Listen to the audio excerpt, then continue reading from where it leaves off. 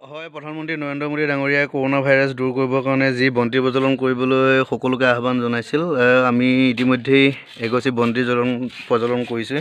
আৰু বন্তি প্ৰজ্বলন কৰাৰ পিছত ইয়াৰ মূল উদ্দেশ্য এটাই, আমি গোটেইখিনি আগবাঢ়িম।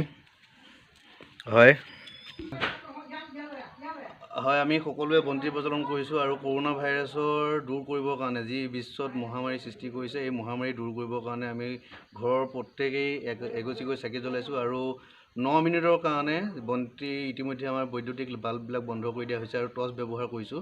মই টৰ্চ জ্বলাইছোঁ আৰু এনেকৈ আমি সকলোকে জ্বলাবলৈ আহ্বান জনাইছোঁ। সকলোৱে জ্বলাওক আৰু অসমখন শান্তি হওক, বিশ্বখন শান্তি হওক, কৰোণা ভাইৰাছ দূৰ হওক, তাকে কামনা কৰিছোঁ।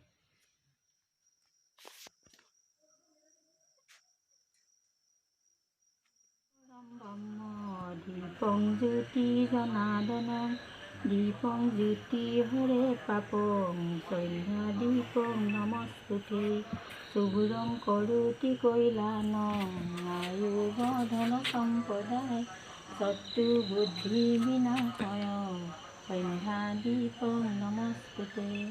সেই বৈভৱ মহামাৰী কৰোণাক দূৰ কৰি সৰ্বৰ প্ৰতি সুদৃষ্টি মনোকামনা সিদ্ধি কৰিব পাৰে, ইমানে আপোনাৰ ওচৰত প্ৰাৰ্থনা।